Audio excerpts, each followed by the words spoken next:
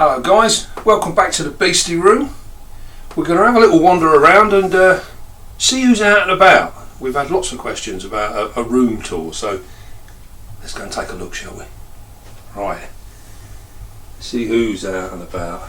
Here we go. If you come over here, up the top here, this is our Formosa, our P Formosa, the Salem ornamental. Probably going to get a bit of reflection from glass and things today, but and then down here, this is our lovely female maculata. You regulars would have seen her in the pairing videos. And if you come directly down, here's our female Singapore blue, giving you all a bit of a wave. Isn't that a stunning spider? Absolutely amazing. Very, very pretty. The ornata's not out. If you come through here, you can see through the foliage. This is our featherleg baboon, the Stromatopelma calceatum. Notice how she's webbed everything up. They're quite heavy webbers, these guys. Who else we got? We've got a nice Aminia here. Now this is our oldest Aminia, and you'll notice that she is absolutely jet black. And they do get darker as they get older. Our Singapore blue's on the move. You get a lovely shot of her now. She's actually out and about. Here she comes.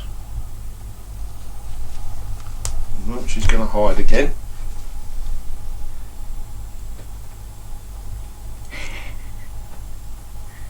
Yep, there she goes. She's going to disappear. What else have we got? Here we have a female Hattie. These were a very, very pretty spider.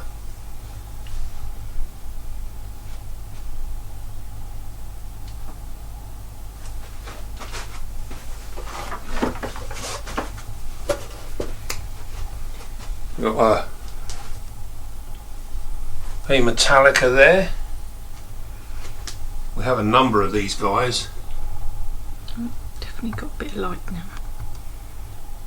Sorry guys, get focused.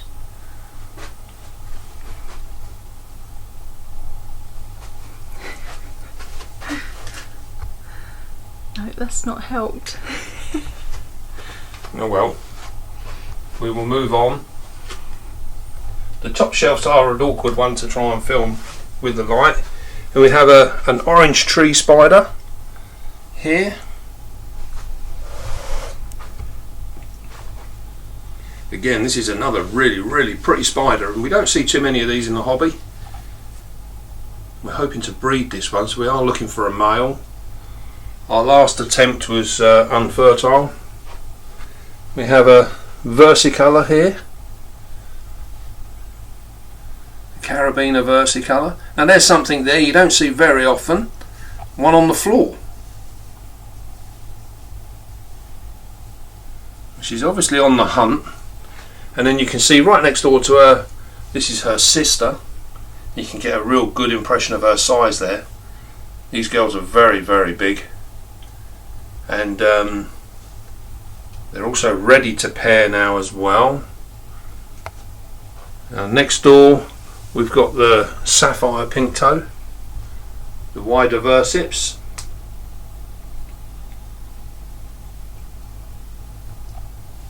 Oh, Hattie on the move. She's thinking about having a wander. Here we go.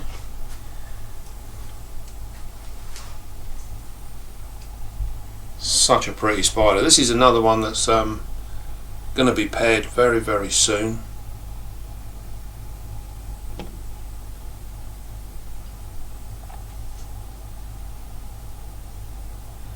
If we go down, we can see over here, here's our large female Regalis.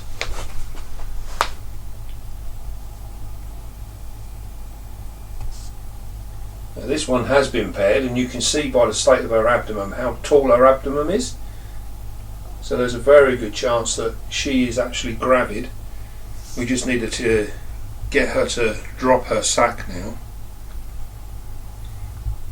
And there's a female striata next door on the front glass. Interestingly to think that many people say about their pokies that never come out. These guys are always out, and this striata spends her whole life on the front glass. She never hides away, never disappears, always on the front glass. On the side here, this is how we keep our plants. So we just have them in these exos, these spare exos, and it means that we can propagate our plants, and they do really, really well like this until we actually need to use them. Now if we have a look up the top here, this is our Macrotheliphago. She'll be hidden away, but you get an idea of the webbing.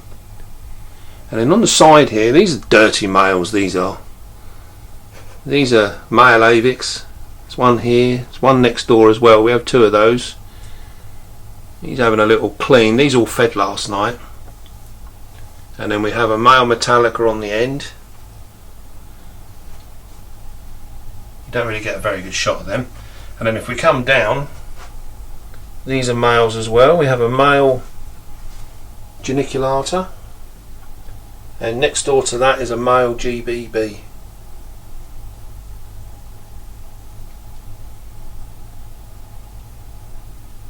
And you'll notice with the males we keep them very, very simply, nothing too much. And if we come over the other side of the room, we can have a little look and see what's out and about. Here we must have a look at this. This is our female Nendep. What a gorgeous looking spider. She is absolutely beautiful. Absolutely beautiful spider, that. And next door to that is our female Geniculata. She recently molted out, so she's ready to pair now. And you can see the enclosures are looking nice and lush. This is partly due to the fact that we keep them moist and the lighting. If you go down low, there's our Sturmy on the left and our Blondie on the right. These have both been paired, and we are just literally waiting on them to drop a sac, hopefully, or maybe they'll molt. We don't know. It's all a bit of a game.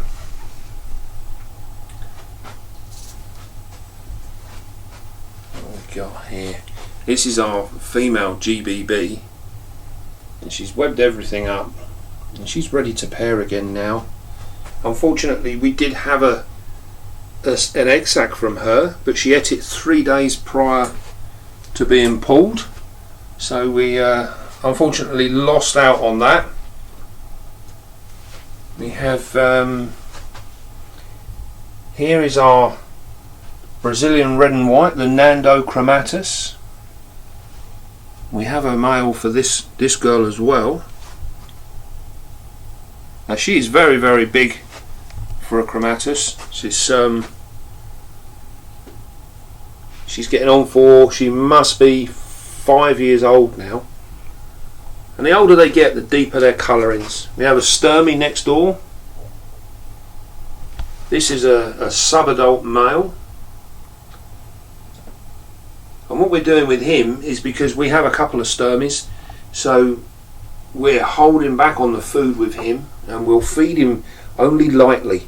And this is to prolong his life before maturity. We don't want him to mature too quick, because if he matures too quick, then our females won't be ready. We got our Marcelli up here. Don't see her very often. She is one of those spiders, it doesn't matter what we do. She doesn't really come out very often. We have our Vietnam blue in here. And then we've got our Sazame up here. She's starting to plump up a little bit. Who else? I wonder if our... Oh, we can just about see our Centipede.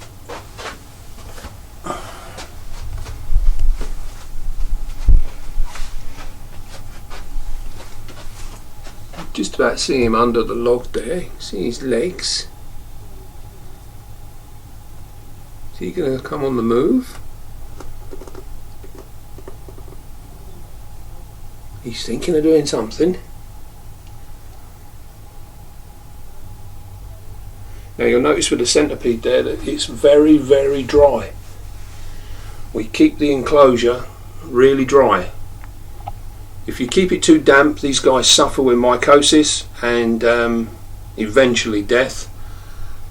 Even the tropical species still enjoy a dry environment. Our Sazama there. Beautiful spider. Looking forward to this one dropping an egg sac. That'll be a real achievement for the Beastie room. We can come down here. We've got this is our Haploclastus devamantha, the LSD spider. You can't see her. She's hiding away. Well, where else we go? This is a future project of a tank that I've had built, and we will do a complete video on this. This is from our own design. We go over the side here. This is our Macrotheliphago, and as you can see, she's webbed absolutely everything, and she has disappeared. So fingers crossed, she may well be dropping a sack. Either that or she's going to molt out. We're not sure. This is a temporary enclosure. This bottom shelf here is actually all going to change. It's all going to be different, and it's going to be with these tanks here. So these are all temporary enclosures at the moment, and this is a Balfouri communal that was brought in, and we're going to do a video of that particular communal when we move it over to one of the other larger tanks. But we're just waiting on the tanks arriving. Up the top here, this is our Dark Earth Tiger, the Cayenne Kraken. Another firm favourite with you regulars.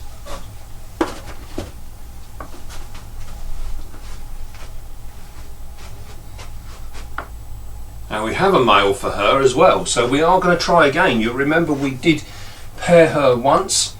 She ate her male, and then she ate her egg sac, which appeared to be infertile. So fingers crossed, better luck next time.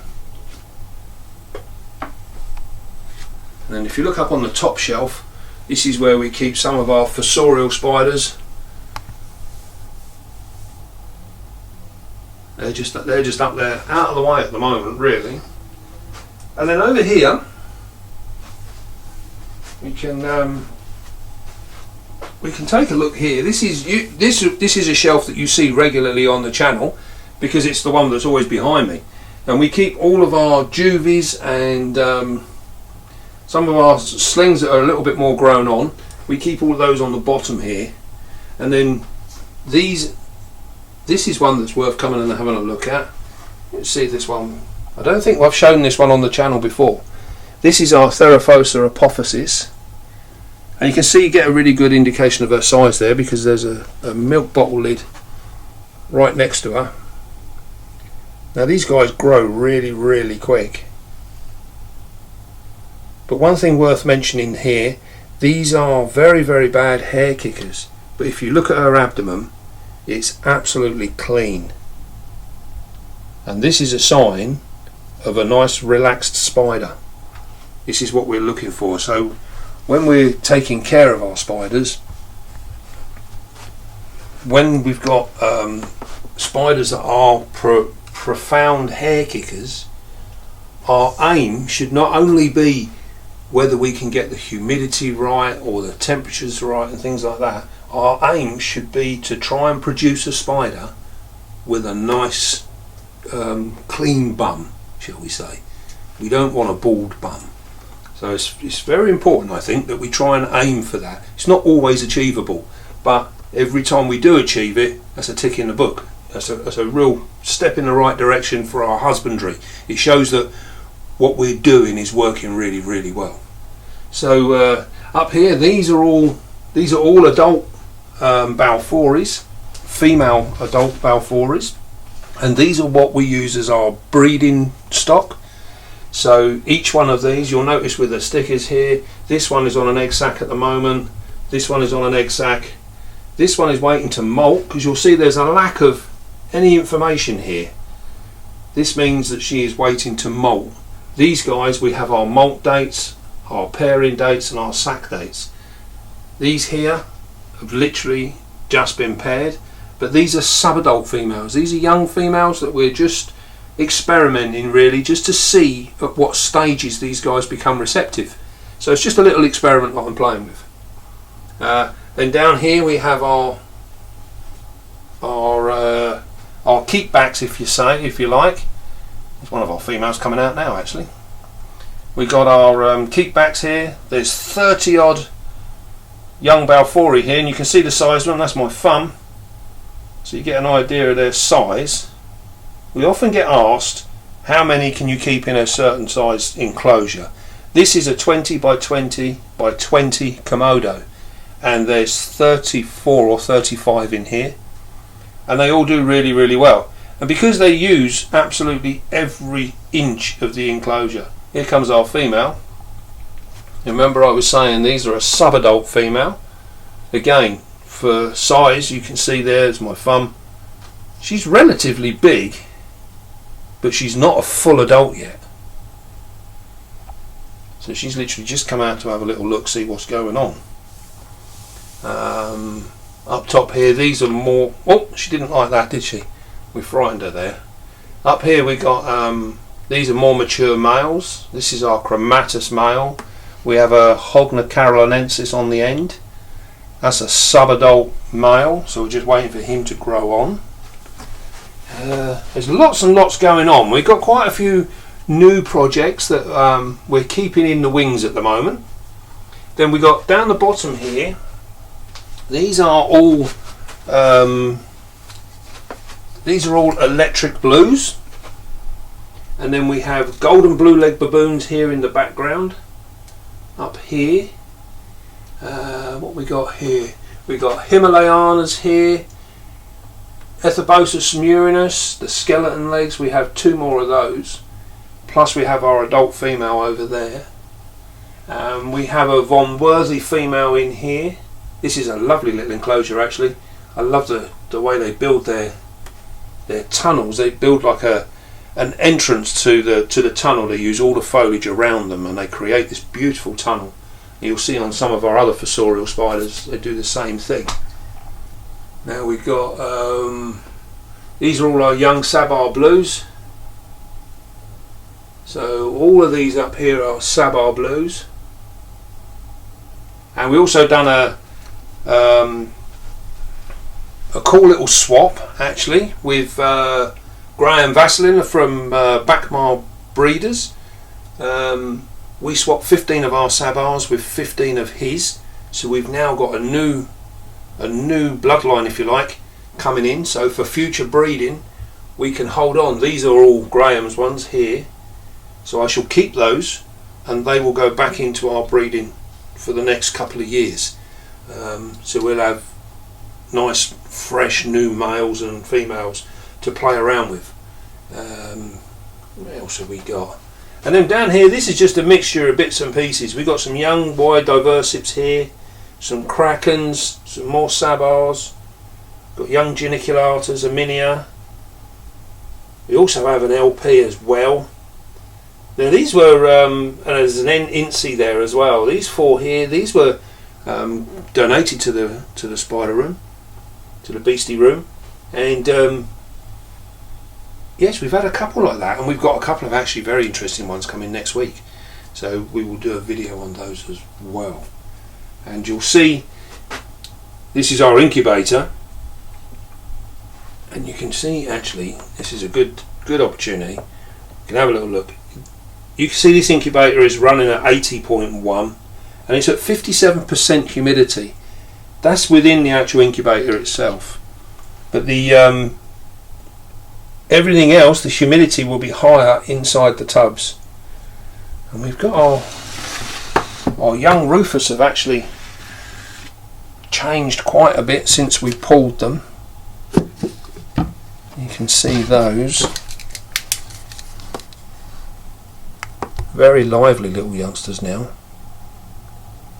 Now these have got one more molt before they become real slings.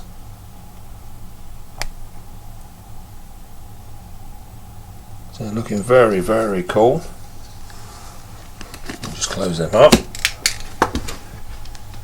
And that's how we work our incubator there. We just keep them in our nursery pots. You notice there's just a small amount of water in the bottom. And that's enough. That gives us that environment that these guys really thrive in when they're very, very young. Once they molt into slings, some we can keep like that, and others we have to move onto soil really quick because they suffer badly. So each species is different, so you need to try and tailor what you're doing depending on the species that you're playing with. So it's all very, very important. Not everything fits the same thing all the time. Right, I think that's about, I think we've seen all that is out and about. Here's something worth having a little look at. You'll like this. Who likes their roaches? Look at that. Now this is our tank of our giant Madagascan hissing roaches. And there is probably about 1,000 in there. Very large number. They're very cool. Now we do use these as feeders for some of our very large spiders, but I don't tend to feed the absolute adults. I tend to feed the half-grown ones, because even those are a very, very big meal, and they have got very sharp legs and things, so we have to be a little bit careful how we do them. I know people do feed the full adults to their spiders, but just be careful if you're going to do that. Right then, I think we're gonna wrap up our little tour there. I think we've covered some of what's out and about, and there is some new bits and pieces that we're keeping under wraps at the moment, because we've got some very exciting little projects coming up, and we've got some very small slings that we're growing on, which should prove very interesting later as well. We can see everyone's on the move again now. We can just take a pan back through. You can see our feather leg there, she's on the move. Our Aminia's on the move. Everyone's on the move. And you also notice there, as we just pan through some of these enclosures from a distance, you'll see how lush some of this plant is, and the moss. Very important. And the way we're keeping this moss going is we do keep it damp, and we've also started to spray the moss in RO water, which we get from our local fish store, and we thought we'd give it a try and just see what it does. And it does seem to actually, the moss does seem to prefer it, and this is because with our tap water there is alkalines and what have you in the tap water, and moss is quite fussy about what it likes and what it doesn't like. So we've given it a really clean water, and this seems to be doing the job. Now bottled water, spring water, will do exactly the same thing, I'm pretty sure. So maybe try that as well. Right then, well, I hope you enjoyed that little tour, and you've seen some of our beasties out and about. Not everybody, but some. Well, until next time, don't forget, be calm, be gentle, and love your spider. And I'll see you soon, guys.